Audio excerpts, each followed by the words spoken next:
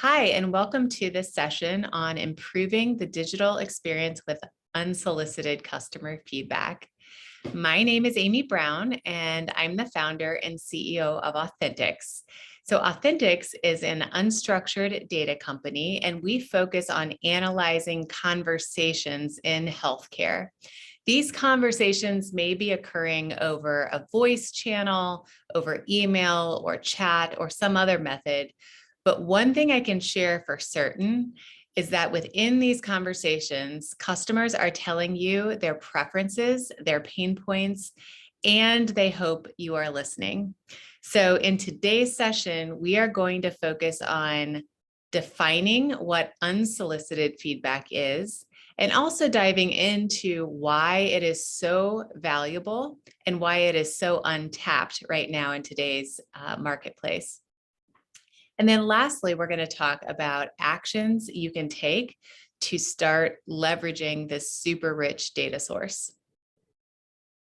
So first, with the definition of what is unsolicited feedback.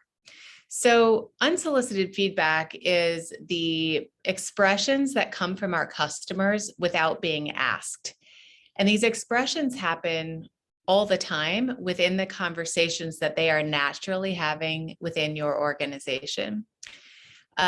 Unsolicited feedback is considered a really rich source of truth. And the reason why it is because customers share their direct, honest thoughts without being prompted or asked. And why that's so important is because they're bringing their own paradigm, their own culture, their own experience to the words that they're using. The second reason why unsolicited feedback is important is because it is naturally occurring in a conversation that is bidirectional. So when we're talking about conversations, we typically mean those conversations between a company representative and their customer. And it's through the bidirectional nature of the conversation where the depth of perspective is really gained.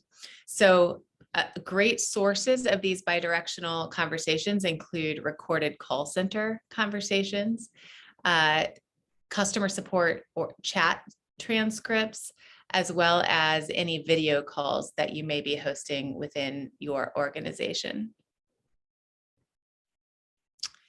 So before we go any further on what unsolicited feedback is, I thought it'd be more helpful to show you what it is just by the art of listening. So what we have is what we call at Authenticx a call montage, and it is brief clips of true customer stories that you're going to hear firsthand. And what I want you to do is to listen for the perspective of each of these customers. There's going to be 3 of them. Quick disclaimer, please note that while these clips are based on true events, these voices are not actual patient voices. So with that, please listen. Yeah, it's very frustrating to have a drug that can help, but we can't get it. You can't help me. I can't believe I can't get any help. I mean, I know you can only give me so much information. It's not your fault, but it's just so, here's something that can help my dying husband and I can't get my hands on it. And you guys can't get it to me. It's very frustrating. Yeah, I called a couple of days ago and wasn't able to get through. And then as a follow-up, I got a thing requesting a consent form. So I was looking for something that said consent or looking for somewhere for me to put my name on it. And I didn't see it on the paperwork that was sent to me.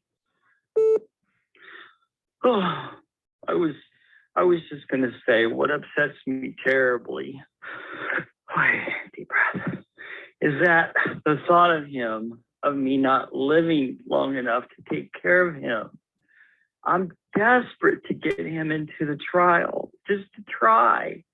If I can't get him in this, where do I go next? Where is there possible help for us? You know, when you get desperate, you do desperate things. Okay, so 3 real customer conversations or expressions that come from real healthcare conversations that you heard right here. And as I'm sure you noticed, each of these examples had a lot of emotion, but also context.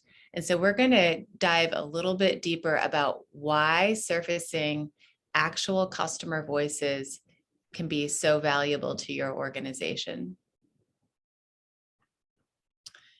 So the first thing about unsolicited feedback is that it is truly authentic. It's an unbiased source of insights. And the really great thing is it's renewable. You don't have to spin up a new survey experience or an incentive to survey your customers. You don't have to create a new customer immersion program where you set up interviews. You actually have these insights sitting within your organization today that are likely amassing in thousands and thousands of recorded conversations. You just have to tap into them. The other thing that's really powerful about unsolicited feedback is that you're hearing from the words of your customer exactly what is top of mind for them. Not in response to a question in the company's words, but simply them explaining why they're contacting you, and the story around that is a tremendous source of unsolicited feedback. This gives you 100% of a universe to mine for customer perceptions versus it may be a skewed data source where only a fraction of customers may be saying yes to a survey at the end of an interaction. The last thing I'll say about this point is that because of the bidirectional nature of these conversations and the fact that they're so rich in insights, you often can get enough context from listening to the conversations that you can formulate action. The next thing about unsolicited feedback is that it is accessible. We, as digital marketers, are always looking to improve our front door or our multiple front doors. And what we often hear in these customer conversations is that they're giving feedback about how they want to access your product or your services.